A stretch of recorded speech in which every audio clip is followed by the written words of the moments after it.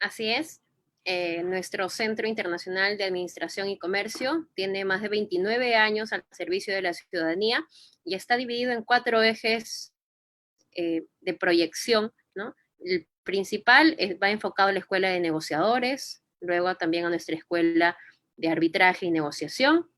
También contamos con un editorial que se enfoca en material orientado al comercio exterior y también a las teorías de negociación.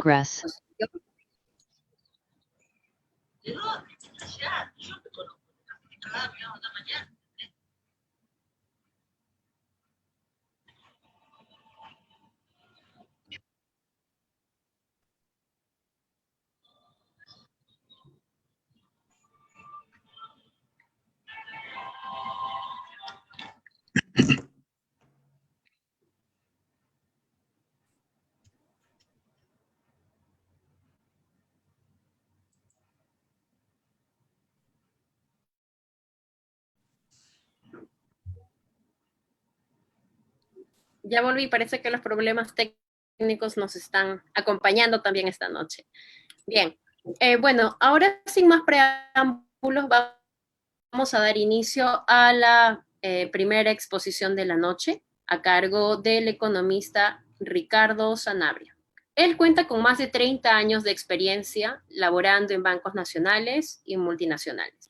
Ha ocupado puestos de gerencias en la banca personal y también ha liderado áreas de planeamiento estratégico en comercial y prácticamente en finanzas.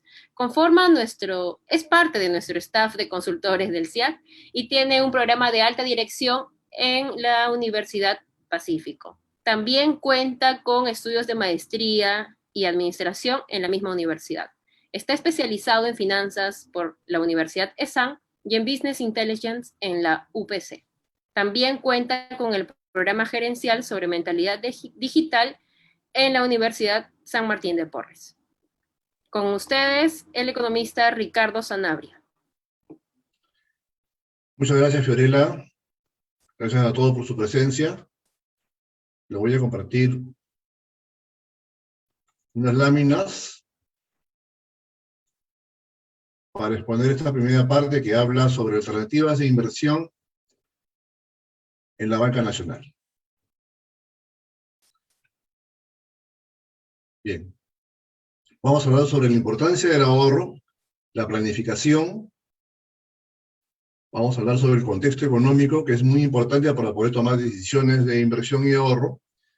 Vamos a hablar también sobre el perfil de riesgo y sobre los productos de ahorro e inversión en la banca. Un pequeño antecedente muy rápido es indicarles que durante el proceso de pandemia del año pasado y este año, ha habido retiros de las AFP en 73.100 millones de soles aproximadamente. En este año, se han retirado 4.857 millones de soles, y ambos factores han permitido que haya un excedente de dinero en las familias peruanas. Obviamente, en muchos casos, ese dinero ha sido utilizado para solventar las necesidades de salud de la población. Pero también, en otros casos, les ha permitido tener esos excedentes y, en muchos casos, se han definido o han determinado decisiones no necesariamente correctas para dirigir los ahorros en una institución financiera. He escuchado a algunas amistades incluso que han tenido su dinero en su casa. Imagínense eso. No es una buena decisión. Y justamente la presentación va en ese contexto, de poder tomar las mejores decisiones. Otro punto importante es que hay una inestabilidad política y económica que motiva a los agentes económicos a proteger su capital. Obviamente, con indicadores de alta volatilidad del dólar, un aumento de la inflación y una proyección económica inestable, lo que hacen los agentes económicos y las personas es proteger su capital, buscar una moneda de refugio que es el dólar. El otro punto es de que debido a la inestabilidad política y económica interna, hay como 3.000 millones de dólares que se han fugado al exterior. Ese es producto del panorama en el contexto general que estamos viviendo. Entonces, ¿cuál es la mejor decisión que debemos tomar al momento de ahorrar o invertir? Primero hay que plantearse objetivos. Tenemos unos niveles, una disposición de caja de los recursos que tenemos. Tenemos una determinación, un objetivo de compra a futuro de bienes o servicios. Puede ser un inmueble, algún activo para la familia, viajes, estudios, etc.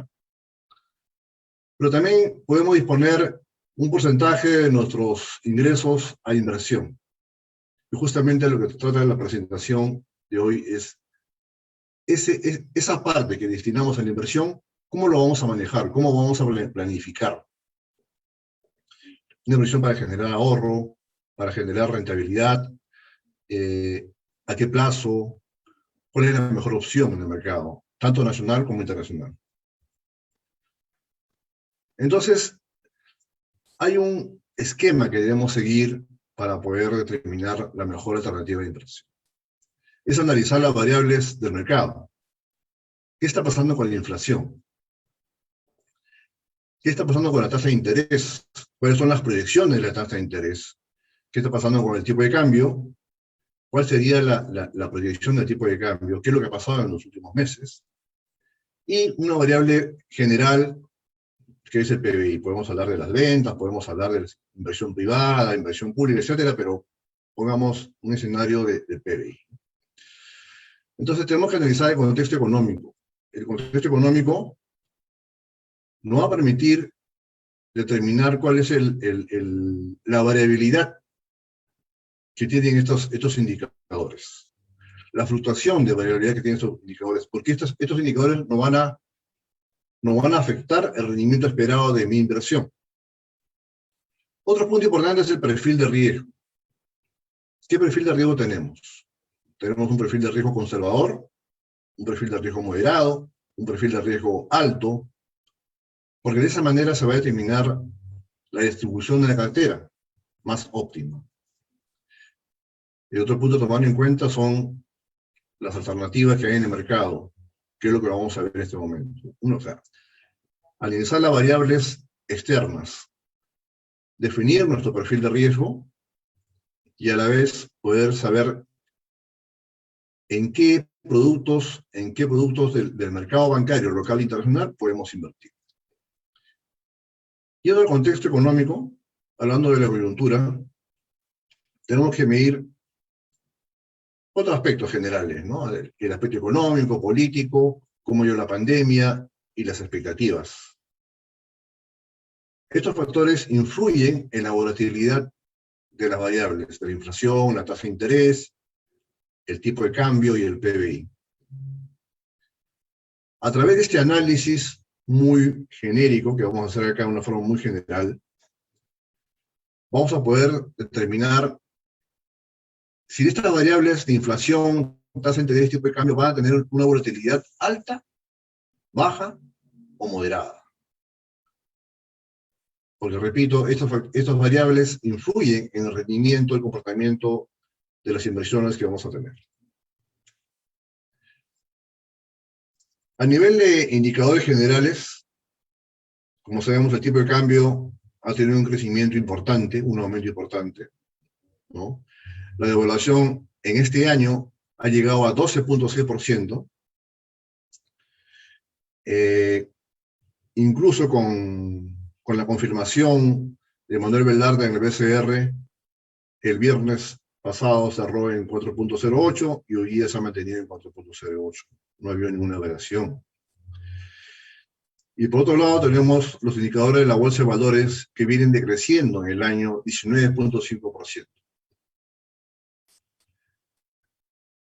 Otro indicador importante es la inflación. La antiinflación, hay un gran componente asociado a los productos externos, ¿no?, que importamos, caso del trigo y el maíz, por ejemplo, y un porcentaje también asociado al aumento del tipo de cambio. Pero es una inflación alta y esto impacta en la tasa de interés. Cuando nosotros ponemos un ahorro en el banco, por ejemplo, de 100 soles, al final del año tenemos 97 soles o 96.2 soles por efecto de la inflación. Tenemos que prevenir y prever qué tipo de instrumento nos va a generar una rentabilidad que me permita superar la inflación también. Otro aspecto a tomar en cuenta es la tasa de interés de la banca. Con el aumento de la tasa de interés del BCR, que ha pasado de 0.25 a 0.50, lo que se espera es que la tasa de interés pasivas aumente, ¿no? Y por ende también la tasa activa tendería a crecer. Es lo que quiere el BCR. La intención del BCR es poder anclar las expectativas de inflación, que ya estamos en niveles de 3.81. Entonces, estas variables nos permiten ver en qué escenario nos movemos, cuáles son las perspectivas a futuro, ¿no?, en base al comportamiento pasado. Vamos a tener un escenario conservador, estamos en un escenario moderado o un escenario pesimista. Estas son variables económicas, pero también tenemos que tomar en cuenta las variables políticas. Y en las variables políticas hay acontecimientos que en la mayoría de casos nos permite dar un panorama no muy tranquilo. Hay problemas en este caso asociado al Poder Ejecutivo con el Poder Legislativo. A fin de mes se presenta el gabinete. Esperemos que haya una aceptación, una aprobación por parte del Poder Legislativo. No sabemos en qué va a quedar. A fin de mes se emite el marco macroeconómico multianual del MEF, donde vamos a poder conocer las variables económicas reales en los próximos 2 o 3 años. Muchos analistas económicos prevén que este año estaríamos cerrando con un PBI del 11 o 10%, pero para el próximo año, según cómo vaya el panorama, podríamos llegar a un crecimiento del 2 o incluso 0%. Entonces, yo creo que lo estamos, según las variables que hemos visto y el comportamiento, estamos en un escenario entre pesimista y esperemos que en la medida que se esclarezcan muchas variables políticas e incluso también la pandemia, podríamos entrar a un terreno moderado, ¿no?, entre pesimista y moderado. Es decir, vamos a tener variables de alta volatilidad, ¿no?, principalmente el tipo de cambio, y las tasas de interés podrían revertirse a un ligero incremento.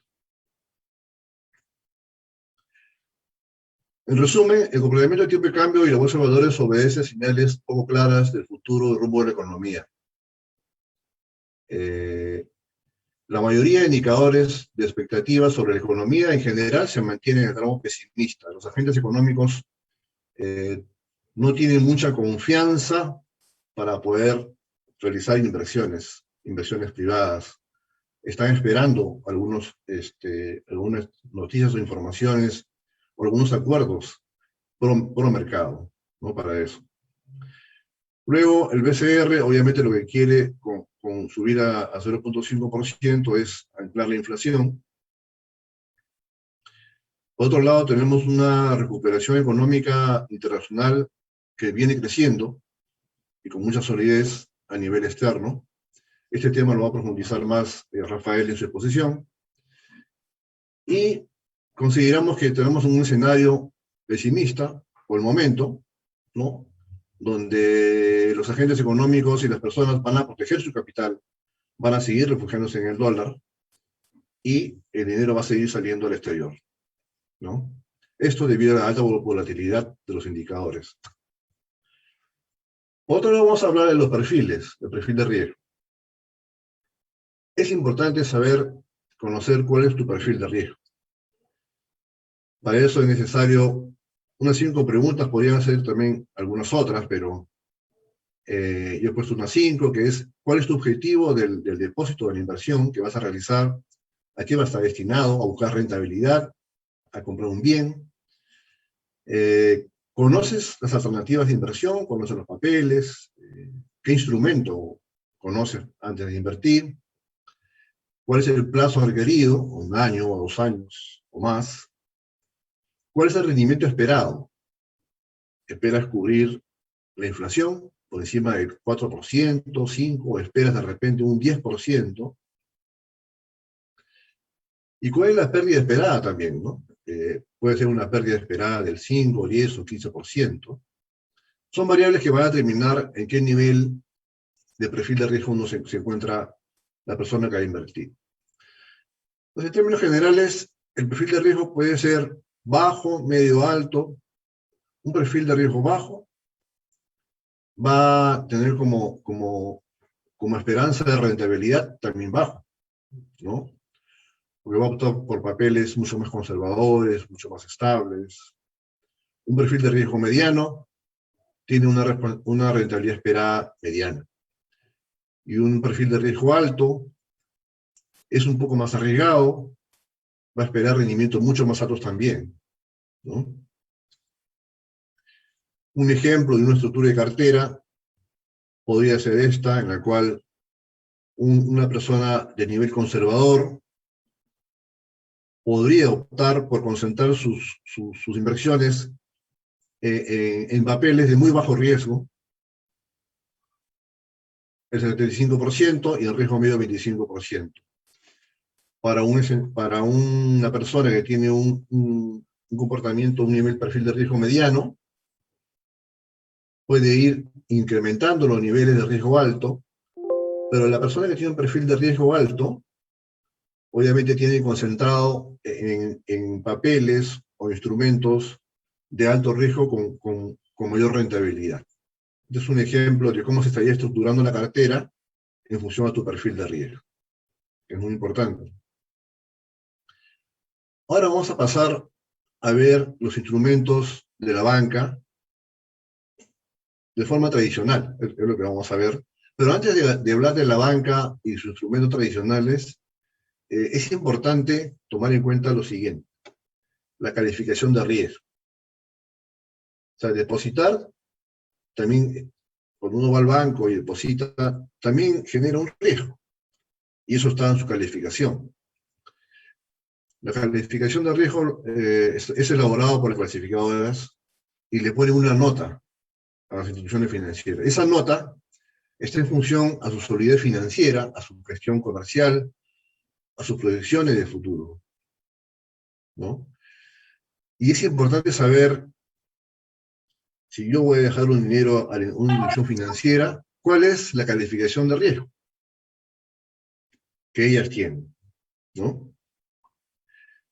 Por ejemplo, la calificación de A+, que es la calificación más alta que tiene una institución financiera, obedece a un análisis de fortaleza financiera muy buena, una capacidad de cumplir sus obligaciones de sus proveedores y del Estado, etcétera, también muy buena.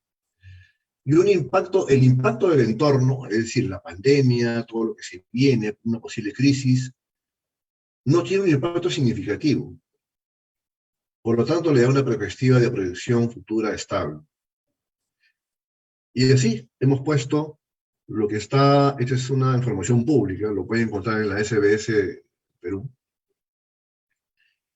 Y si vamos a niveles C o D, como ven, hay un cambio en la calificación, porque ya están hablando de una fortaleza financiera suficiente que va al límite, pero después viene una débil, con una capacidad de cumplir sus obligaciones de parte muy débil, y a la vez que sí le impacta el entorno en que estamos actualmente, ¿no?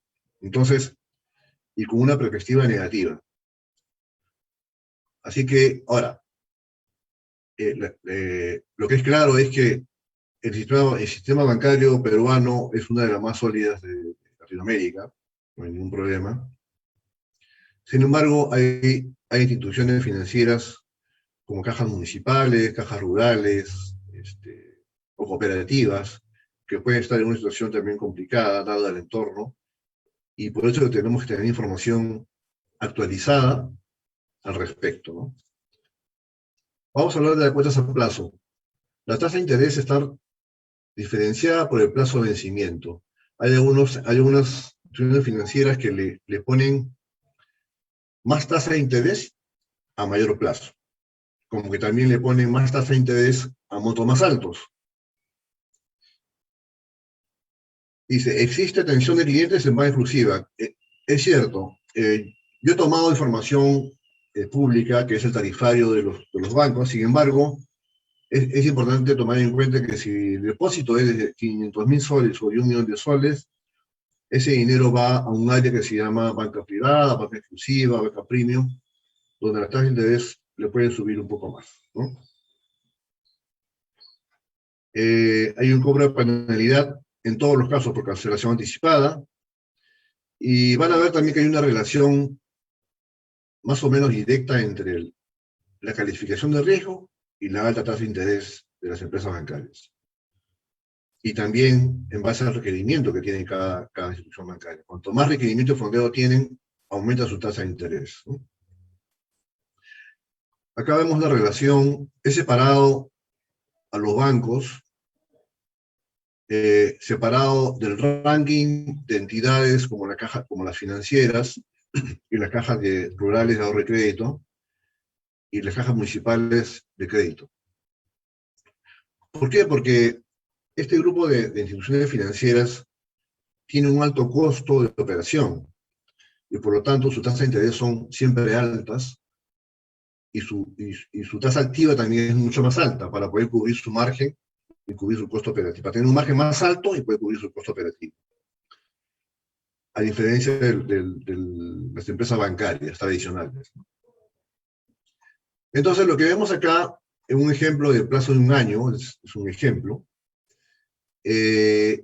con un depósito de 100.000 soles a más, la tasa de interés más alta es del Banco Azteca, cuya calificación es B-, ¿no? Por eso le decía que hay una relación directa entre la calificación y la tasa de interés también en las empresas bancarias.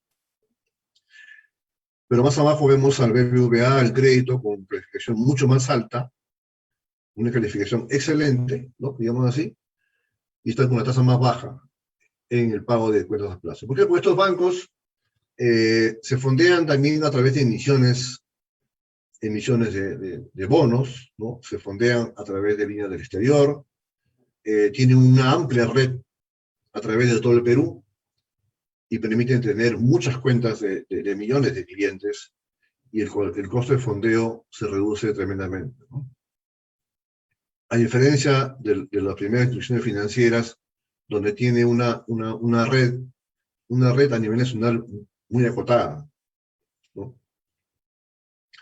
Entonces, lo que aquí he incluido en la columna TEA sin inflación, es decir, que si bien me está pagando 5.5 Azteca, pero si yo le quito la inflación, que ha sido cerca de 3.8, en realidad yo estoy recuperando 1.64.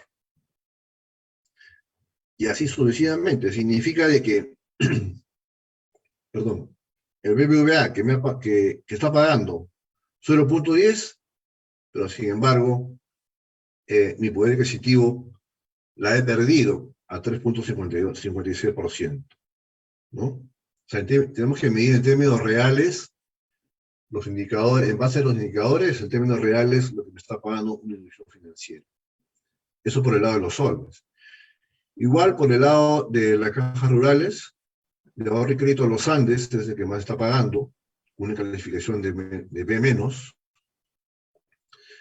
Financiera efectiva está entre las calificaciones buenas, de A-, está pagando 5%. Ahí lo que se observa es que es una financiera que está buscando recursos de mediano plazo, ¿no? A pesar de tener una buena calificación. Y aquí también se le ha quitado la inflación, ¿no? Y vemos el impacto al descontar la inflación, 2.12 en el caso de los Andes, y efectiva 1.16. ¿No? Y vemos un tramo de instituciones financieras con resultados negativos, producto de la inflación. A nivel de dólares, lo mismo. Acá lo que se ha hecho es al revés, ¿no? Porque un depósito en dólares, lo que gana al final del periodo es la devaluación, ¿no? Si termina el año y cambio esos dólares a soles, voy a generar una rentabilidad mayor, no solamente de la tasa de interés, sino también producto de la devaluación. Entonces, en dólares vemos a mi banco, que está en los primeros lugares, con 1.2%, y en el caso de las cajas rurales, Caja Rural Reis, con 1.6%, seguido de Caja Municipal ICA, con 0.7%. Esta información también la vamos a compartir con las personas que están presentes, ¿no? Si vamos a nivel de ahorros, las cuentas de ahorros son cuentas principalmente para transaccionar, no son cuentas para invertir o esperar un rendimiento, porque lo que son para manejar la liquidez o el uso de efectivo. Por lo tanto, no se espera una alta tasa de interés, ¿no? Aquí lo que buscamos es la mayor cobertura para transaccionar, para pagar, para utilizar los cajeros, para pagos por internet, a través de la banca móvil, para hacer pagos en la banca móvil, ¿no? Sí están sujetos a comisiones y mantenimiento, ¿no? Hay un cobro también por uso de canales externos, y hay una relación entre tasa de interés y cobertura. Es decir, las empresas que tienen una alta cobertura me refiero a tener muchas redes de agencia, muchos cajeros, generalmente una tasa de interés muy baja, ¿no?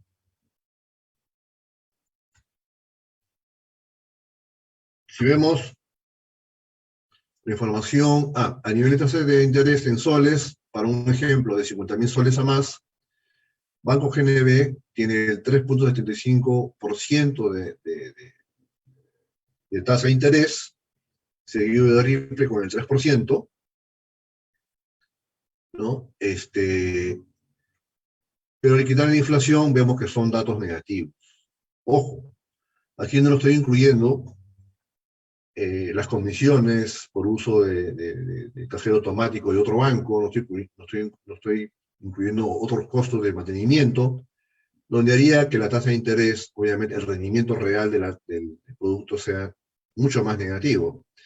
Pero como comenté, el objetivo de manejar una cuenta de ahorros no es principalmente el rendimiento, es tener la cobertura, tener facilidad de poder tener acceso a transaccionar en el mercado. A nivel de las cajas rurales, financieras y cajas municipales, vemos que los Andes tiene una tasa más alta del 4%, Compartamos Financiera con 3.5% y Proempresa 3%. A nivel de dólares, bueno, quien desea transaccionar en dólares, generalmente acá transaccionamos en soles, ¿no? Pero lo pongo como información de todas maneras. Lo seguimos pasando para no pasarme de la hora. Rápidamente vemos los fondos mutuos. En el caso de los fondos mutuos, tenemos el patrimonio administrado de fondos mutuos ha ido decreciendo y también está impactado por la coyuntura económica del país. Actualmente tiene 36.000 millones de soles, lo cual ha significado una reducción del 22% desde diciembre a la fecha. como menciona acá, julio, la volatilidad local por efecto de la incertidumbre política continuó afectando las diferentes clases de activos. La reducción en posiciones de inversión extranjera en lo que va del año viene siendo compensada por la demanda de inversiones locales. Así es. O sea, muchos clientes se han ido se han ido al exterior, porque son inversiones que comprenden la compra de papeles peruanos, también con papeles del exterior, sin embargo, optan principalmente por ir al exterior a buscar mejores rentabilidades y más seguras. A nivel de tipo de fondos mutuos, hay más de 200 tipos de fondos en el mercado a nivel de todos los bancos. Sin embargo, lo hemos agrupado en 5 tipos de fondos. Se llaman fondos de fondos, fondos flexibles, fondos mixtos, fondos de deuda, fondos de acciones. Y como vemos, haciendo un ranking por tipo de fondo, no por institución, por tipo de fondo, el fondo de fondos ha crecido 4.75% en dólares, ha tenido un crecimiento importante. El fondo de fondos comprende la inversión de los papeles a través de varios tipos de fondos. Los fondos está comprendido por compra de acciones. Puede ser bonos, acciones de renta variable, acciones de deuda, pagarés, etc. Y este es un fondo, el fondo de fondos era el que más rentabilidad ha tenido en términos de dólares, que a la vez uno compra, no es la compra de estas acciones, sino es la compra de los fondos en sí, ¿no? El segundo fondo con rentabilidad es fondo flexible. Este es bien interesante porque el fondo flexible, el inversionista le da la autorización a un gestor para poder invertir de manera muy, muy rápida y fluctuante la mejor alternativa de inversión, comprar papeles, vender, etcétera, ¿no? Y dada la coyuntura que tenemos actualmente, que hay mucha volatilidad, ha permitido tener buenos resultados. Hay fondos de fondos también en soles, ¿no? En fin, como vemos, la rentabilidad en general de los fondos no ha sido muy buena asociado al contexto actual. Por último, en términos generales, entre otros productos de inversión, tenemos a la empresa de factoring. Este es un promedio de tasas que maneja el mercado. En soles, son tasas atractivas también. En soles va desde el 7% hasta el 9%, dependiendo del año. En dólares de 4% hasta 6%, ¿no? Lo que también es muy interesante, son fondos en los cuales está destinado a la compra de facturas en el país, ¿no? Y luego tenemos fondos de inversión en compañías de seguro. Los fondos de inversión, las alternativas de inversión se han ampliado en los últimos 2 años en el país. Una de ellas es las compañías de seguro, también están armando sus mismos fondos para poder invertir en el mediano plazo, de 1 a 10 años, ¿no? Las mismas compañías de seguro ya tienen acciones de rendimiento con retorno. Y las AFP de la misma manera, ¿no? Pero en realidad, todos estos fondos o posibilidades de inversión han sido afectados por la coyuntura económica actual del país. En resumen, conclusión, tenemos que ver la manera de preservar el capital frente al entorno, sin duda. Nos espera todavía ciertos niveles de inflación. La inflación tendería a reducirse, sin embargo, tenemos que buscar siempre tener un fondo, un ahorro de capital que nos permita rendir más que la inflación. Tenemos que mirar cómo va el tipo de cambio también. Como se comenta, ya no va a bajar menos de 4 soles. Es posible que haya mucha variabilidad en lo que viene de estos meses, ¿no? La decisión de inversión tiene que ir acompañada por una identificación del riesgo. El perfil de riesgo es muy importante para no tener problemas a futuro. Es necesario un balance de la cartera de inversión, por supuesto. Hay que siempre balancear en función al perfil, entender inversiones de bajo riesgo, mediano y alto. Obtener información adecuada para tomar la mejor decisión buscando diversas opciones locales y extranjeras. Hoy por hoy hay mucha información, pero tenemos que estar apoyados y asesorados de la mejor manera. El mercado cambia constantemente, es necesaria una buena asesoría, soporte constante sobre la evolución de la inversión. Sin duda, las oportunidades de inversión son diversas. El mercado es muy cambiante y hay mucha información. Tenemos que estar bien asesorados para poder tomar la mejor determinación y la mejor decisión. Bueno, muchas gracias. Por mi parte, estamos sobre la banca y la inversión local. Doy pase ahora a Rafael para que hable de la inversión extranjera. Fiorella, voy a dejar de compartir mi pantalla, perdón. Muchas gracias, Ricardo, por tu exposición. Efectivamente, siguiendo el cronograma establecido, ahora vamos a dar pase al economista Rafael del Carpio. Es director de economía en Archive Capital en Miami, Florida. Fue director de Nordic Securities. Ocupó el cargo de primer vicepresidente de inversiones en Bfinance Investments. Cuenta con amplia experiencia como vicepresidente y asesor de inversiones en bancas de inversión en Estados Unidos. Tiene estudios de economía, con especialización en economía internacional, por la St. John's University de Nueva York, así como estudios de análisis matemático. Con ustedes, el economista Rafael del Carpio. Perfecto. Muchas gracias. Me hace acordar cuando vemos el partido de golf que mencionan al jugador de golf, aquellos que juegan golf, ¿verdad? Que le mencionan que ganó esto, ganó lo otro, pero gracias por la introducción. Okay. Muy buenas noches a todos, les agradezco por la oportunidad, verdaderamente, y su tiempo, ¿no? De dejarnos entrar a sus casas y, bueno, espero que esta presentación hasta este momento y el resto que queda, pues, sea del agrado de ustedes, ¿no?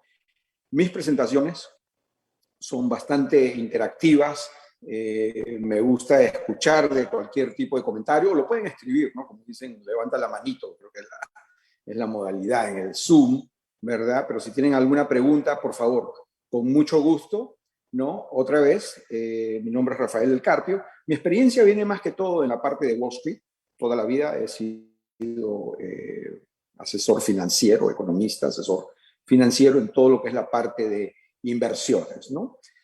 Invertimos más que todo en el mercado norteamericano, no porque estamos localizados acá, sino porque es la coyuntura que está pasando en este momento, ¿no? Como ustedes saben, esta pandemia y verdaderamente, obviamente, una desgracia para todo el mundo, ¿no? Sin entrar en la parte política de dónde emana, aunque muchos sabemos de dónde emana esta pandemia, ¿no? Verdaderamente ha sido un momento de probar y de atestar a los sistemas, y en este caso el sistema norteamericano, ¿no?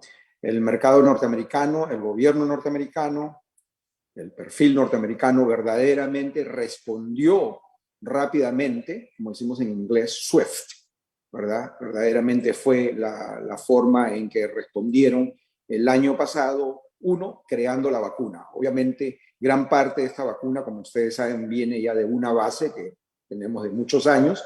De hecho, el ébola había sido tratado y contenido aquí en los Estados Unidos, ¿no? Muchas de estas vacunas provienen o emanan de esta fórmula, ¿no? ¿Por qué digo eso? Bueno, porque es muy importante entender dónde estamos parados, ¿verdad? O de dónde venimos, dónde estamos parados, a dónde vamos y cuáles son las repercusiones verdaderamente socioeconómicas, no solamente para Estados Unidos, sino que para el resto del mundo, ¿no? Entonces, lo que voy a intentar acá es verdaderamente transmitirles, ¿no? Ser un vocero prácticamente de ustedes, de qué es lo que está pasando aquí en el país, cómo estamos viendo nosotros la perspectiva desde el punto de vista económico, ¿verdad? Y dónde están las oportunidades, ¿no? Otra vez, les decía que estábamos enfocados en la economía norteamericana por las razones principales. Una era la vacuna, ¿no? Entonces eso lo que ha hecho es verdaderamente abrir las puertas a la sociedad para poder regresar, y no regresar solamente, una forma normal, sino que regresar con una euforia total al consumismo que siempre han sido conocidos las economías de capitalismo, ¿no? Y especialmente los Estados Unidos. ¿Por qué es que llegamos a este punto? ¿Verdad? Uno, obviamente la vacuna, el gobierno empujó, salieron las farmacéuticas, bla, bla, bla, lo que ustedes conocen el día de hoy, que es Pfizer, Moderna, la misma gente de Johnson Johnson, ¿no? Y otras vacunas europeas que el día de hoy están más que todo en la parte de Latinoamérica, ¿no? Que son AstraZeneca. Lastimosamente, AstraZeneca todavía no ha sido aprobada para los Estados Unidos. Sin embargo, es una compañía, ¿cómo le puedo decir? Es un binomio conjuntamente con intereses norteamericanos, ¿no? El presidente iba a decir Bush, perdón, el presidente Trump el año pasado puso aproximadamente 1.500 millones de dólares en AstraZeneca, ¿no? Entonces hay intereses norteamericanos, sin embargo no está aprobada. La otra es BioNTech, que es alemana, esa probablemente la van a aprobar en las próximas semanas, en los próximos meses, ¿no? El punto es de que estas vacunas, y en especial Moderna y Pfizer, han llegado aproximadamente a un punto de eficacia arriba del 90%. En el caso de Moderna es 95%, ¿no? Y eso es verdaderamente lo que ha empujado y ha volcado a la gente en los Estados Unidos a, ¿cómo se llama? Y puedes poner ahí Moderna si quieres, Jean-Pierre, si tienes más allá del Dow Jones, si tienes el mnemotécnico de Moderna, ¿verdad? mRNA, ¿no? Para que vean cómo ha evolucionado, ¿no? Entonces, ¿qué es lo que pasa? Con esa eficacia de 95%, la gente se volcó a gastar dinero. ¿Y de dónde venía este dinero? Bueno, es la política monetaria y la política, ahí ven Moderna cómo ha crecido, ¿ve? En estos últimos 2 años o año y medio, verdaderamente, ¿no? La política fiscal y la política monetaria. ¿Cuál es la política fiscal?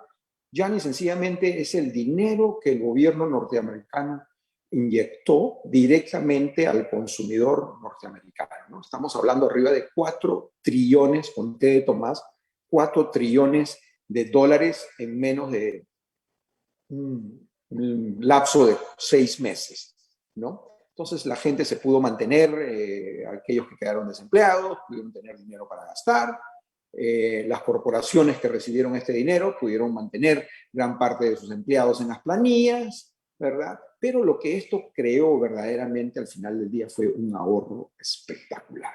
El ahorro ha sido increíble, no los voy a aburrir con muchos números económicos, pero números importantes que nos llevan el día de hoy a un plató, a una explosión económica que probablemente va a durar los próximos 5 o 7 años. No decimos que va a durar 10 años, porque nos es un poco difícil a nosotros como economistas de hacer un forecasting, de hacer un pronóstico, digamos, más allá de esos 5 o 7 años. Pero yo creo que estamos en el principio y vamos entrando en el segundo año de lo que llamamos un bull market, ¿verdad? El bull market es cuando las corporaciones comienzan a producir, tienen ganancias constantemente y esas ganancias se proyectan o se reflejan, es la palabra, perdón, se reflejan en los precios de las acciones, ¿no? Y ahí es donde venimos nosotros. ¿Cómo identificar estas corporaciones que verdaderamente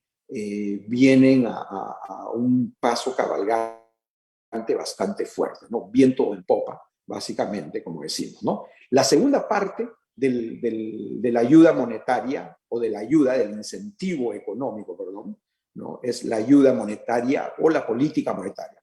La política monetaria. ¿Quién es el que desarrolla la política monetaria? Es el Banco Central, ¿no? Lo que conocemos en nuestros países como el Banco Central del país, que viene a ser el equivalente del Banco Central del Perú. En el caso de nosotros, los norteamericanos, lo llamamos el Federal Reserve Bank, el Banco de la Reserva Federal, ¿no? ¿Y cuál fue el trabajo de ellos? Y el trabajo y sigue incentivando la economía, es la de extender créditos. No la de crear dineros, no la de inyectar dinero, sino la de crear créditos a través de préstamos, ¿no? Las corporaciones norteamericanas recibieron préstamos directos en exceso de 3 trillones de dólares. se compraron bonos, los mismos que Ricardo había explicado anteriormente, que son los activos financieros, obviamente a nivel norteamericano, ¿no? Papel, bonos, ETFs, ¿no? Que son las canastas de corporaciones, se comenzaron a comprar. O sea, hubo una inyección de dinero a nivel monetario, se bajaron las tasas, que es una de las herramientas principales del Banco Central, o Banco de la Reserva Federal, para poder estimular la economía, ¿no? Entonces, tiene toda esta cantidad de dinero, tiene el consumidor que comienza a volcarse, y no solamente a partir del 8 de noviembre, cuando sale la primera vacuna, se aprueba la primera vacuna, sino que anterior a eso ya los gobiernos estatales, y lastimosamente, y digo lastimosamente, nuestros gobiernos, igual como todas nuestras políticas y todos nuestros países, las políticas dividen al país. Estados Unidos obviamente no es diferente de lo que está pasando en el Perú. No quiero sonar político ni nada, sino que simplemente explicar por qué viene toda esta coyuntura en diferentes estados, ¿no? Y aquí estamos divididos entre republicanos y demócratas, ¿no? Como ustedes saben, sigo diciendo Bush, perdón. Donald Trump, del Partido Republicano, obviamente perdió contra el Partido Demócrata, que es el día de hoy el presidente Joe Biden, ¿no? Muchos estados aquí, los que llamamos estados rojos, son los estados republicanos. En el caso de nosotros, somos ¿cómo se llama? Estamos domiciliados, somos oriundos de aquí de la Florida, y obviamente esto fue uno de los primeros estados en quitar muchas de las restricciones, ¿verdad?, que habían impuesto el gobierno federal, ¿no? Entre esos, estamos hablando de que los negocios estuvieran cerrados. Aquí se abrieron totalmente en el mes de septiembre, se comenzaron a quitar las máscaras, entonces lo que vino aquí fue un boom económico, ¿ok? Vino la vacuna, y obviamente esto lo que hizo fue crear un super boom económico para estos estados. Posteriormente, los estados demócratas comenzaron a abrir sus negocios, comenzaron a abrir sus economías, y el día de hoy lo que ha creado es un monstruo económico, ¿no? Otra vez, no los quiero aburrir con cifras, pero es importante tener una comparación y una base de dónde veníamos y dónde estábamos, ¿ok? Durante el año 19, antes de la pandemia, durante la presidencia de Donald Trump, ¿verdad? Donald John Trump, la economía estaba creciendo, el desempleo estaba aproximadamente a 4, ¿qué estoy hablando? 3.9, o sea, el desempleo más bajo que habíamos tenido en más de 70, 80 años, ¿verdad? Y depende cómo lo midas, probablemente es el desempleo más bajo en la historia, ¿no?, de la República, ¿no? La tecnología estaba avanzando increíblemente, las corporaciones estaban ganando a un nivel de 25 a 28%. Entonces, había creado trabajo, había creado riquezas, y ¡boom! Viene la pandemia, se cierra la economía, y de pronto comenzamos a caer. En un trimestre caímos en el Producto Bruto aproximadamente un 30%. Y veníamos de un promedio de 3% en el Producto Bruto. ¿Ok? 3% del Producto Bruto, super año. ¿Okay? El día de hoy, para que tengan una idea, el día de hoy, Carlos, ¿lo puedes poner en mute, por favor? Thank you. El día de hoy, la economía está creciendo aproximadamente a 6%, ¿no? Esperábamos 8.2%, yo personalmente esperaba 8.5% para este trimestre, salió a 6.4%, cuando lo pones en promedio está creciendo a 6%, todavía sigue siendo un número espectacular. Los ahorros, que típicamente tenemos $1 trillón, con T de Tomás, $1 trillón por trimestre, el día de hoy tenemos en ahorros $3 trillones. ¿Verdad? Las ganancias corporativas, y ahí, Jean-Pierre, si puedes poner el S&P 500 o el Dow Jones o ambos, ¿verdad?, para poder ver y entender verdaderamente dónde estamos, el S&P 500. Thank you. ¿Ok? Entonces, las corporaciones el día de hoy no solamente han recuperado todo lo que se perdió el año pasado en ventas, y ahí pueden ver ustedes, y si puedes poner ¿cómo se llama? La flecha, por favor, ahí a la caída, es básicamente marzo 23 del 2020, ahí la pueden ver, cuando cierra la economía y comienza a caer todo el mercado, reflejo del cierre de todas las corporaciones, de todos los negocios, ¿verdad? Pánico total, caímos aproximadamente 42%. ¿Okay? Eso fue lo que caímos en el mercado. Conforme fueron viniendo los programas de estímulo que acabamos de mencionar, las inyecciones de dinero, la política monetaria, y ahí ustedes podrán ver cómo se comienza a recuperar el mercado, ¿no? El día de hoy, todas estas corporaciones, y este índice en particular que ustedes ven acá, representan las 500 corporaciones más grandes de los Estados Unidos. Francamente, son las 500 corporaciones más grandes del mundo, ¿no? Porque el día de hoy, con la globalización, como ustedes saben, ya no es solamente ventas domésticamente, sino que son ventas a nivel mundial, son multinacionales, ¿no? Podemos mencionar 2, 3, 4, podemos mencionar las 500, y aproximadamente, yo diría así, a grosso modo, 490 son totalmente compañías multinacionales, ¿no? El caso de Apple vende prácticamente 48% de sus productos al resto del mundo, 52% en los Estados Unidos, ¿no? La gente de Microsoft, ¿verdad? Pueden ver, ahí tienen a Apple, en cómo ha crecido, ¿verdad? Ahí lo tienen, ahí pueden ver la caída verdaderamente del año pasado, ¿no? Cómo va cayendo y después cómo se va recuperando, ¿no? Compañías como Microsoft, compañías como Nvidia, Amazon, que todos conocemos, ¿verdad? Amazon, what an unbelievable thing, ¿verdad? Una de las mejores inversiones, no solamente durante en el tiempo de esta pandemia, sino que desde el momento que entra Amazon. ¿Y por qué menciono Amazon? Porque Amazon no solamente es el pilar o uno de los pilares de este crecimiento económico el día de hoy, sino que es una de las nuevas economías como lo veíamos en el año 1997, cuando sale la compañía pública, ¿no? Se hace pública, cuando nosotros decimos pública es que se registra en la Bolsa de Valores de los Estados Unidos, en este caso Nasdaq, que es la bolsa electrónica.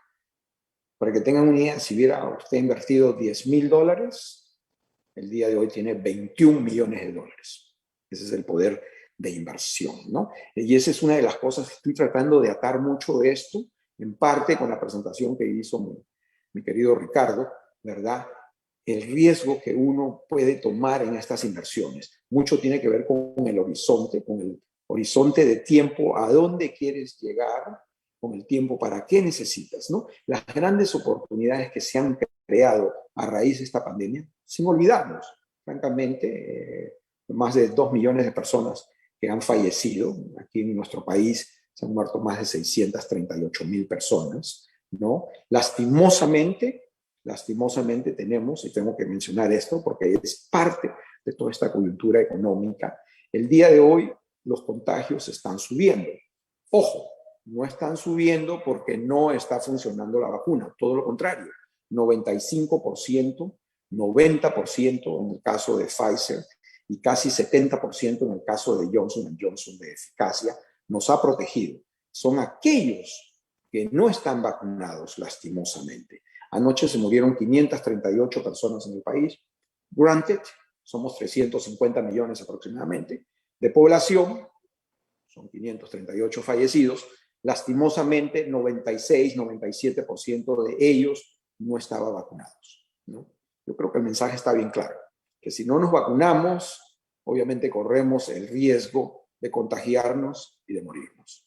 ¿Okay? Entonces, este es un mensaje para aquellas personas. Yo sé que cada persona, cada familia tiene sus propias creencias y sabrán por qué no se vacunan, pero la realidad de la vida es que aquellas personas que se han muerto son las que no están vacunadas, ¿no? Y me gusta mencionar esto porque es parte de todo este crecimiento. Entonces, la parte del consumo en los Estados Unidos ha sido relativamente fuerte. ¿Okay? De hecho, mañana salen los números de índices, indexados, perdón, de todo lo que es la parte retail, todo lo que son las ventas a diarios en todas las tiendas, ¿no? Entonces, ¿qué fue lo que nos encontramos en la economía del día de hoy? Nos encontramos básicamente con algo muy en particular que iba a pasar en aproximadamente 5 años y se llama la economía digital. Todo lo que estamos viviendo en el día de hoy, no solamente esta noche, porque mire por dónde nos estamos transmitiendo, Zoom, ¿verdad? Se puede poner ahí Zoom, no es una corporación nueva, es una corporación que tiene varios años, ¿no? Pero mire cómo ha crecido en esta pandemia. Nosotros pensábamos que esta compañía iba a seguir creciendo por los próximos 5 años antes de la pandemia. ¿Ok?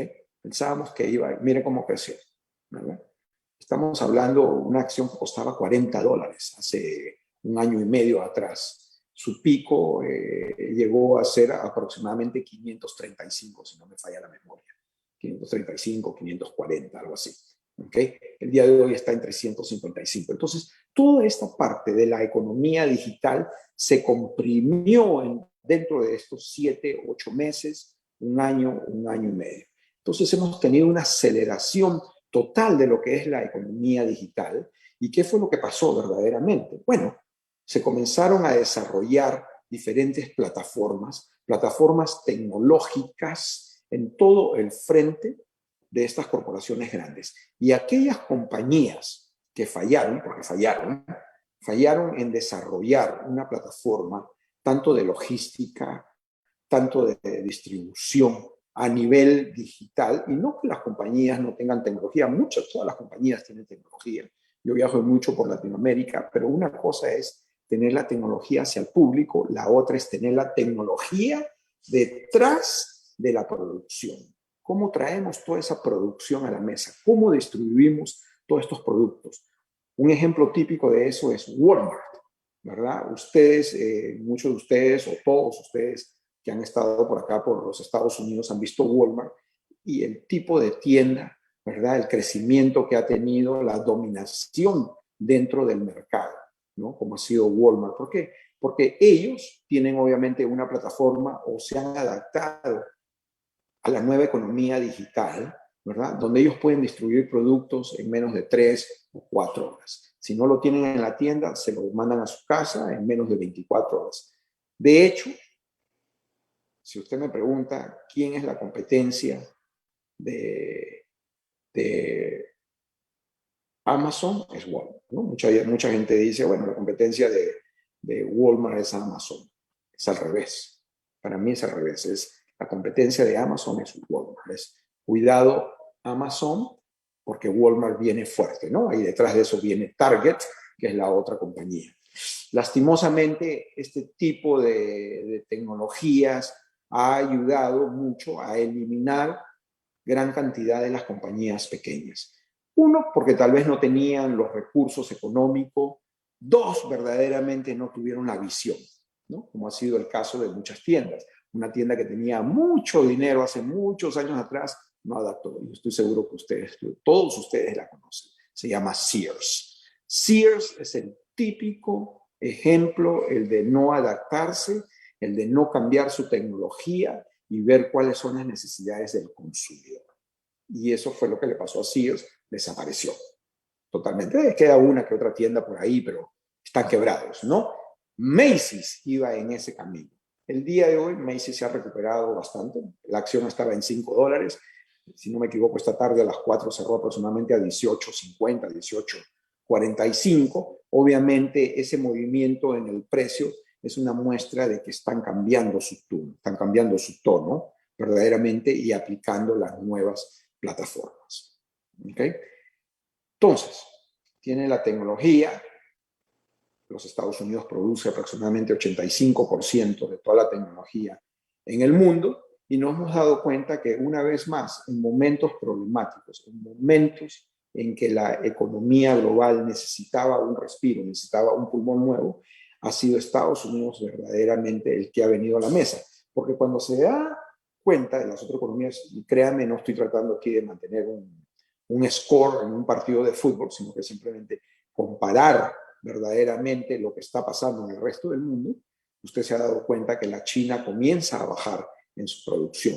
Obviamente, gran parte de todo esto lo tienen la culpa ellos, ¿no? Ellos mismos, el país de la China como tal, ya que se ha perdido mucho de la confianza por parte de los países europeos, por parte definitivamente de los Estados Unidos. Está de más decir que uno de nuestros contrincantes número uno es la China, ¿verdad? Una política que ha salido a reducir demasiado la parte dictatorial, verdaderamente, y el control del crecimiento de muchas de estas corporaciones, ¿no? Entonces, les ha afectado de tal manera el crecimiento económico, ¿no? Y todo el crecimiento económico y la gran demanda hacia estos productos e inversiones ha sido dirigida hacia los Estados Unidos, ¿no? Ojo, no quiero que crean que sueno como regionalista ni nada de eso, simplemente el trabajo de nosotros como economistas, como asesores financieros, dentro de este mundo, es de proveer las alternativas de inversión. El día de mañana es Europa, pero Europa vamos, y Europa comienza a moverse el día de hoy. Ellos ya han pasado, están un poco más adelantados en la pandemia, digamos, con relación a Estados Unidos. O sea, ¿cómo se llama? La ola. Ellos ya están terminando la cuarta ola, mientras que nosotros estamos entrando, o estamos a medio plazo, perdón, de la cuarta ola de la pandemia, ¿no? Por eso es que está viendo mucha gente ahora sí, están corriendo a vacunarse. De hecho, los centros ¿cómo se llama?, de pruebas del COVID, simplemente la prueba, comienzan a abrir por todas partes. Nosotros aquí en la Florida todos los días tenemos 21,000, ¿qué estoy hablando? 26,000 contagiados, ¿no? Pero están comenzando a vacunarse. Entonces, Europa está relativamente algo adelantado, yo diría unos 30, 40 días adelantado de nosotros. Entonces comienza a producir y comienza a presentar oportunidades de inversión en el continente viejo, ¿no? Aquí en los Estados Unidos, obviamente la inversión viene desde el año pasado, la vamos a mantener. Creemos que nuestro Producto Bruto va a seguir creciendo a un nivel de 6%. Uno de los problemas más grandes que tenemos en este momento, si lo queremos llamar problema, o estamos bastante hawkish, estamos bastante, ¿cómo sería la palabra en castellano? Muy vistosos, mosca, para hablarlo desde el punto de vista coloquial. Estamos muy moscas en lo que está pasando con la inflación, ¿no? Los números inflacionarios son relativamente altos, ¿no? Lo mencionaba Ricardo anteriormente, no solamente es una inflación para el Perú, es una inflación global. ¿De dónde emana toda esta inflación? Bueno, imagínense que hemos estado encerrados, no solamente un mes, 2 meses, 3 meses, 4 meses en promedio. Y cuando digo estamos encerrados, están encerrados los trabajadores, están encerrados los ingenieros, están cerrados los muelles, los cargueros, totalmente. De pronto sale una avalancha de gente a comprar porque hay demasiado dinero que se ha ahorrado, dinero del gobierno, dinero de algunos trabajos a través del sistema tecnológico, ¿verdad? Y nos encontramos de que cuando queríamos comprar 10 manzanas, solamente habían 3 manzanas en el supermercado. Entonces, lo normal es, bajo la teoría económica, que esos precios van a subir. ¿Okay? Y eso es lo que ha venido pasando en los últimos 7 meses. Hemos tenido una botella, un cuello de botella en todo lo que es la producción, ¿verdad? Y el día de hoy, la inflación aquí en los Estados Unidos ha sido bastante galopante en los últimos meses. La última cifra que salió el viernes pasado, o el jueves pasado, perdón, fue aproximadamente de 5.7%, relativamente alta en lo que es el precio de los productores, que es la inflación a nivel de producción, 7% con relación al año pasado. 7%, relativamente alta. Sin embargo, ¿okay?, no estamos tan nerviosos yendo hacia adelante. ¿Por qué? Porque estamos viendo que se comienza a abrir mucho de estas fábricas. Se ha traído mucho, como ustedes saben, mucho de los semiconductores que se manufacturaban en Asia, parte en la China, parte en Singapur. Se han traído las fábricas acá a Estados Unidos. Costa Rica es uno de los grandes beneficiarios, ¿verdad?, de estas fábricas de semiconductores. o laboratorios que hay en Costa Rica. Aquí en varios estados se ha invertido más de $100 mil millones en diferentes fábricas de semiconductores y esto obviamente ayuda mucho a la producción. Hablo en particular de los semiconductores porque el día de hoy un semiconductor está en todas partes. En todas partes. ¿Okay? Lo tiene desde el propio teléfono, la tableta, el radio, todo lo que la cafetera, los carros, ¿no? Al punto que hemos tenido que cerrar varias fábricas de carros aquí en Estados Unidos porque no teníamos suficientes semiconductores, ¿no? Entonces, esos han sido algunos de los problemas que hemos encontrado de producción y eso es lo que ha empujado mucho a los precios, ¿no? Sin embargo, nuestra noción y la noción del Banco Federal, de la Reserva Federal, es la de comenzar a bajar el programa de incentivos económicos. De hecho, hoy día se anunció que se va a anunciar, se anunció de que se va a anunciar ahora en septiembre, el próximo mes, en un par de semanas, se va a anunciar de que el gobierno, el Banco Central, va a comenzar a quitar muchos de estos programas de incentivo monetario, ¿verdad? Para comenzar a aplacar la inflación.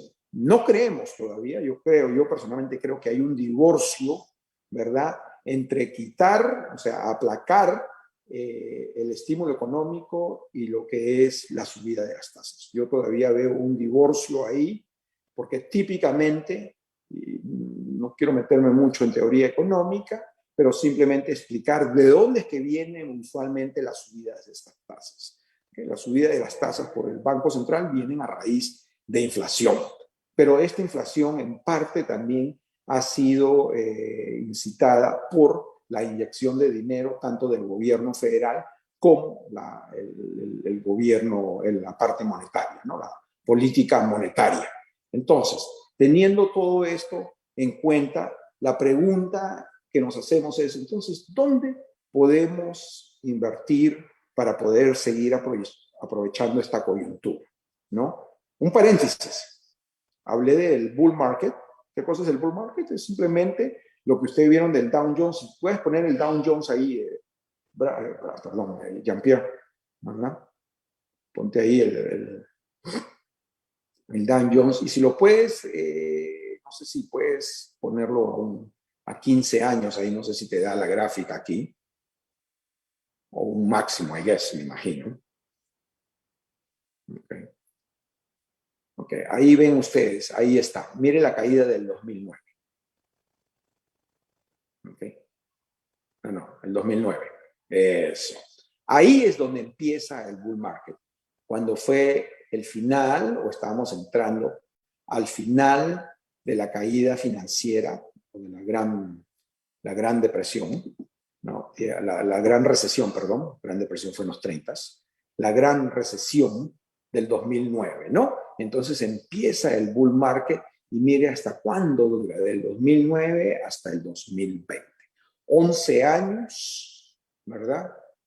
11 años, más de 128 meses aproximadamente del bull market. Y ahora ustedes ven el otra parte ahí donde empieza otra vez, aproximadamente en abril del año pasado. Creemos que este es el principio de un bull market, como les había dicho, mínimo de 7 años. La gran oportunidad de invertir en estos mercados, especialmente en la parte tecnológica, no creo que la vayamos a ver en nuestra generación. ¿Okay? Y la razón que digo esto es porque ha habido una aceleración total de todo lo que es la economía digital, ¿no? Las corporaciones tecnológicas que el día de hoy controlan el gran crecimiento económico, ¿verdad? Los Microsoft, los Apples, los Nvidias, los Facebooks de este mundo, los Teslas de este mundo. Si usted invirtió en Tesla un par de años atrás, la acción estaba aproximadamente en $21. El día de hoy está arriba de $700, ¿no? Entonces, aquí hay una gran oportunidad de dónde diversificar nuestros activos. ¿Okay? Ese es por un lado.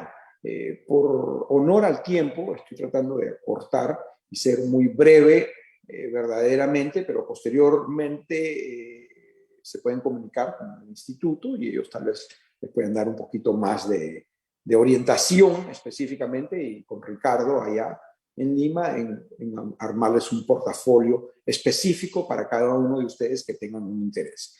El otro pilar de la economía digital, y muchos de ustedes saben y probablemente están ya invirtiendo, es en las monedas digitales. ¿Okay? Y ahí sí puedes poner el Bitcoin. ¿Okay? Las monedas digitales. Las monedas digitales verdaderamente es un activo relativamente nuevo, ¿no? Salió en el año 2009, enero del 2009 para ser más exactos, o enero 8, si no me equivoco, del 2009, ¿no? Y ha venido creciendo, ha venido tomando auge. ¿Por qué? Porque muchas de las corporaciones, justamente que hablábamos de la economía digital, tuvieron que desarrollar mucho de estas plataformas, porque el Bitcoin lo que ha hecho es abrir las puertas, y especialmente a muchos de los grupos sociales que no tienen alcance a la banca tradicional. Hay casi 7.000 millones de habitantes en el mundo, ¿verdad? Y más del 60% de la población no tiene una entrada directa a la banca tradicional. Lo que el Bitcoin ha hecho es crear un network, unir un network total de inversionistas, de comerciantes, de consumidores, ¿verdad? Y todavía estamos en pañales. El día de el viernes, rompieron los 2 trillones de dólares en capitalización. 2 trillones de dólares. Para que tengan una idea, los Estados Unidos produce aproximadamente 23 trillones de dólares en el Producto Bruto. La capitalización de las monedas virtuales es de 2 trillones. El Bitcoin, solamente el Bitcoin, es aproximadamente 1 trillón de dólares. ¿Okay? O ya pasaron el trillón de dólares porque está ¿cómo se llama? Canjeándose a niveles de 46.000 dólares. ¿No? Lo más alto que ha estado ha sido 64.000 dólares, 64.980, si no me falla la memoria, ¿verdad? Y otra vez comienza a galopar. Ojo, que esto es una inversión bastante volátil. Como ustedes podrán ver ahí, los altibajos que tiene son tremendos, ¿no? Aquí otra vez, para mencionar la presentación de mi amigo Ricardo, ustedes veían ahí que una inversión de alto riesgo, obviamente, es la que está o que va de la par de una tasa de retorno relativamente alta. El año pasado, para que tengan una idea, el Bitcoin creció aproximadamente 145%. 145%. Este año, de lo que va del año, está aproximadamente, si toma en cuenta desde el 1 de enero y se reinvierte, está aproximadamente arriba de un 32, un 33%, ¿verdad? Desde el principio del año, ¿no? Y ahí ustedes podrán ver cómo se ha comportado verdaderamente el Bitcoin, ¿no? Entonces ahí ustedes ven cómo va subiendo y bajando, ¿no? La volatilidad que tiene todo esto, ¿no? Entonces, ahí voy a dejar, al final simplemente voy a tocar, y otra vez, esto no es un seminario para tratar de traer productos a la mesa y tratemos de que inviertan en nuestros productos, sino que simplemente que estén al tanto de cuáles son las alternativas que hay en este momento en el mercado, ¿ok? Otro de los sectores económicos que es relativamente fuerte y que es el reflejo de este crecimiento económico es el sector de bienes raíces, ¿no? Y si ahí puedes poner el ETF, Jean-Pierre, por favor, ahí está el ETF, ese ETF, el VNQ, representa inversión en diferentes firmas de ¿cómo se llama?, desarrollo de casas, propiedades comerciales. Es una mezcla de todo lo que son bienes raíces. Es un buen barómetro de qué es lo que ha estado pasando. Mire hasta dónde bajó, casi hasta 60, inclusive yo creo que rompió 60 en un momento determinado. 60 y está en 106. El crecimiento de bienes raíces en los Estados Unidos ha sido espectacular. ¿Por qué? Hablamos de que la gente tiene mucho dinero en este momento. 1. 2, las tasas son las más bajas que hemos tenido en más de 70 años. puede comprar una hipoteca por 2.8, 2.9% a 30 años. Aquí en los Estados Unidos no hay discriminación de edad, en el sentido de que usted puede tener 90 años y puede comprar una hipoteca de 30 años, y goza del mismo 2.8 o 2.9 que una persona, un milenio de 23, 24, estoy metiendo con Generation X, ¿verdad? De 30 años, y le dan una hipoteca de 30 años por la misma tasa, 2.7, 2.8. Y encima de eso, el gobierno, y este es un programa que tiene más de 150 años, usted puede comprar una casa con un 5% de cuota inicial, de down payment, ¿no? Entonces, todo esto lo que ha hecho es desarrollar verdaderamente una demanda espectacular hacia los bienes raíces. El tercer elemento es que, bueno, que la gente está huyendo, ¿no? O comenzó a huir de las partes urbanas por dos razones. Uno, verdaderamente, porque la pandemia atacó lastimosamente a ciudades como Nueva York, ciudades como Boston, ciudades como San Francisco, Los Ángeles, Chicago, ¿no? Lastimosamente, los estados tradicionalmente demócratas, ¿no? Los atacó, ¿por qué? Porque su política liberal, su política muy abierta, ¿verdad? Lastimosamente, con altos impuestos, quitó mucho de la parte de la base de salud, ¿verdad? Entonces muchos de estos hospitales se encontraron un poco desarmados, digamos, con la necesidad de atender el caos, ¿no? Entonces, ese tipo de resultado de salud lastimosamente catastrófica en estos estados y estas ciudades, lo que hizo fue mover gran parte de la población hacia los estados donde verdaderamente la vivienda es relativamente barata, buen trabajo, buenos colegios, universidades, hospitales, y sobre todo que los impuestos son relativamente bajos, ¿no? Estoy hablando de los estados como Arizona, Texas, Georgia, Alabama, Florida, ¿no? Entonces ha habido aquí un gran movimiento, pero no solamente a estos estados del sur, pero también a los estados del norte, a los estados más pequeños. El día de hoy, para no aburrirlo con estos números, el día de hoy el costo de una casa promedio de los 12 meses ha subido 22%. 22%. El costo de una casa promedio está arriba de los $455,000. Un crecimiento espectacular. Y la demanda sigue. ¿Por qué? Porque tenemos un desempleo relativamente bajo, ¿verdad? 5.1. Probablemente lleguemos a un nivel de 3.8, 3.9 en los próximos 7, 8, 9 meses, ¿verdad? Una producción relativamente alta por parte de las corporaciones, que son ganancias, a nivel de 35% de ganancias en estas corporaciones. Obviamente no es todo para la corporación, eso es de los empleados, es para la gente, ese dinero se vierte verdaderamente en la economía nacional y en la economía internacional. Entonces, por eso es que creemos que estos tres pilares, tanto bienes raíces, la economía digital, a través de estas nuevas corporaciones tecnológicas, a través de estas nuevas, ¿cómo se llama?, monedas virtuales, verdaderamente están el crecimiento del país, ¿no? Y sobre todo en una canasta de acciones, en una canasta de corporaciones que verdaderamente han controlado y dominan el día de hoy el gran crecimiento, no solamente nacional, sino que el crecimiento global. ¿Okay? Nosotros, como grupo financiero, como grupo de inversiones, obviamente tenemos muchos productos, pero uno de los productos que nosotros hemos desarrollado ha sido el de las monedas virtuales, ¿no?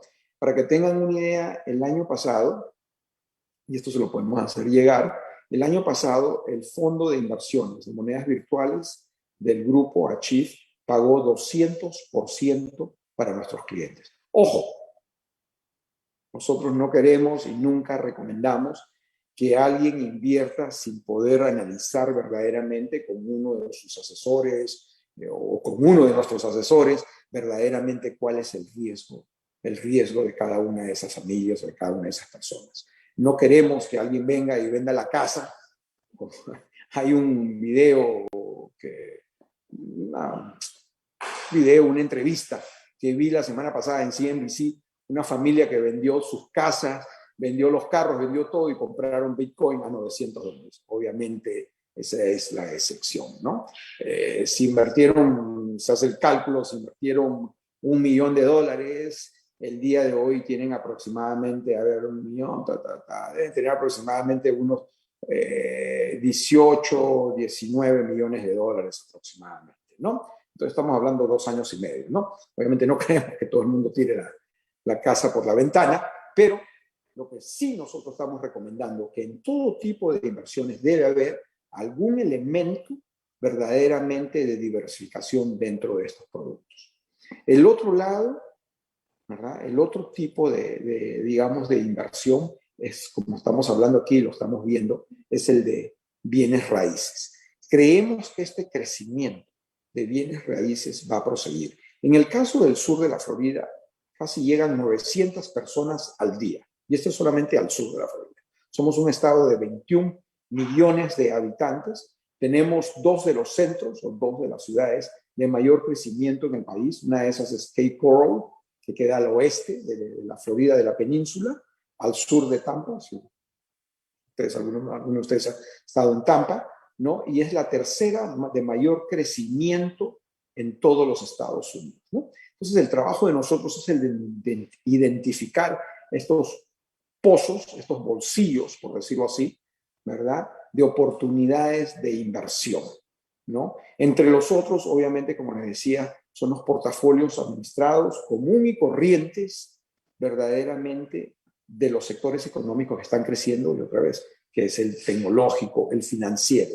En una economía donde las tasas son positivas, siempre los bancos van a crecer, ¿no? Y lo vieron y lo pudieron saborear, digamos, de la presentación de Ricardo, cómo los bancos que se fondean más efectivamente, ¿verdad?, son los de mayor crecimiento, ¿no? Lo mismo en los Estados Unidos, ¿no?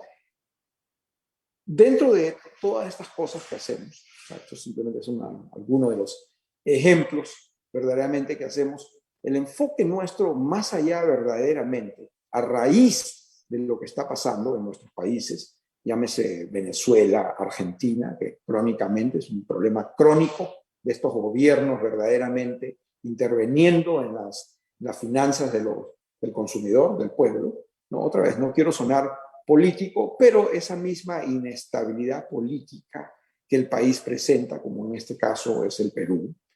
Hay personas que he escuchado y me dicen, no, aquí no pasa nada, ¿okay? Nada es trágico, aquí todo sigue viento en popa, perfecto. El otro lado que yo escucho y me dice, sí, tenemos demasiada incertidumbre en este momento.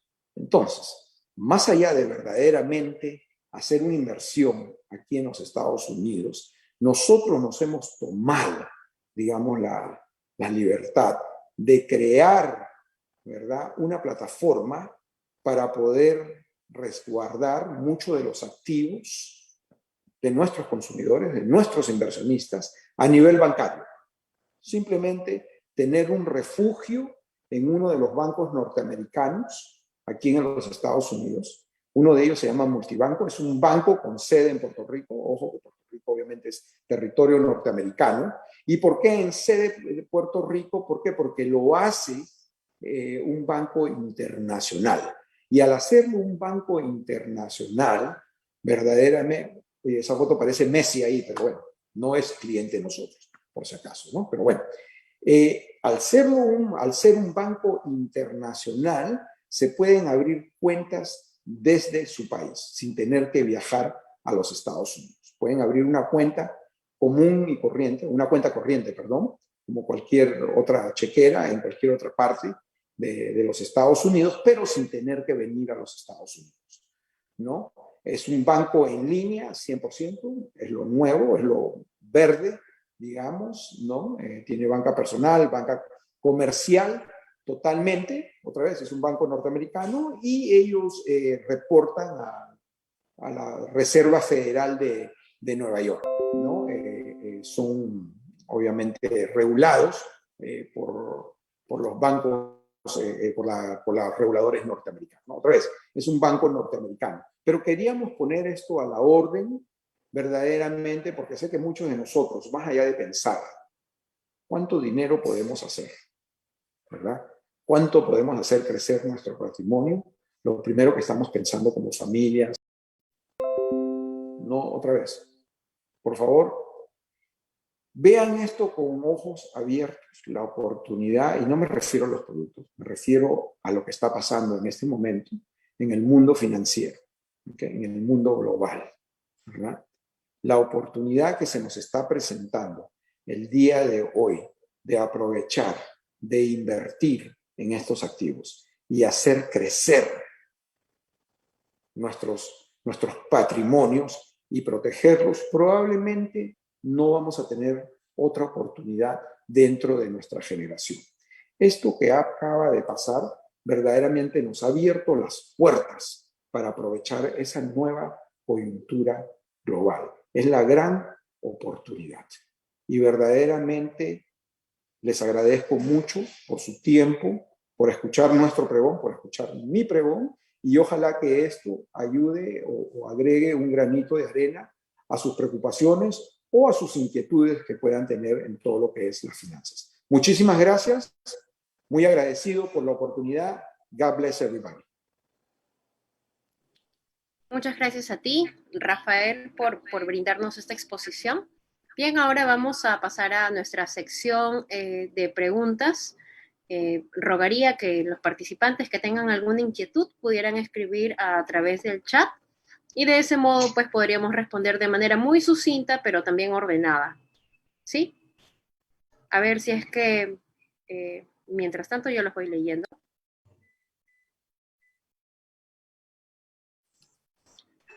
A ver, correcto. Hay una interrogante. Ricardo, ¿crees que el perfil de riesgo del Perú ahora es moderado o es conservador? Para Ricardo Sanabria. Interesante pregunta. A ver, las clasificadores de riesgo de los bonos soberanos del país han puesto en observación la clasificación de riesgo del Perú, ¿no? En observación, como muchos que estamos esperando indicios o acciones que tienen que ver con acciones pro mercado, ¿no? Menos drásticas, ¿no? Así que el país tiene variables muy sólidas para el crecimiento futuro de lo que se nos viene. O sea, tiene variables muy sólidas. Lo que falta es afinar las acciones de política económica pro mercado. Eso es lo que falta afinar. Así que está en un proceso de observación, es lo que han dicho los responsabilidades de riesgo. Speed Rating es una de ellas. Pero ahí lo que se está esperando es justamente eso, ¿no? Lo que estamos esperando todos, pero tiene una perspectiva de crecimiento muy alentador. Y la idea es que se mantenga igual, ¿no? Muchas gracias, Ricardo. Bueno, parece que de momento en el chat todo ha quedado clarísimo, no hay otra interrogante porque también estamos ya con el tiempo. Así es, sí. Gracias a ti. Entonces, pues simplemente darle las gracias a todos los participantes por habernos acompañado esta noche. Recuerden que SIAC está en todas las redes sociales, pueden seguirnos a través del Facebook, del Instagram, del LinkedIn también. Y esta conferencia quedará subida en la plataforma de YouTube para que ustedes puedan revisarla nuevamente o en todo caso transmitirla a alguna persona que le pudiera parecer útil, digamos, la conversación que hemos tenido el día de hoy. ¿Sí? Muchas gracias a todos los participantes y por favor no olviden seguirnos en nuestras redes sociales porque también en los próximos meses haremos más eventos similares. Muchas gracias a todos.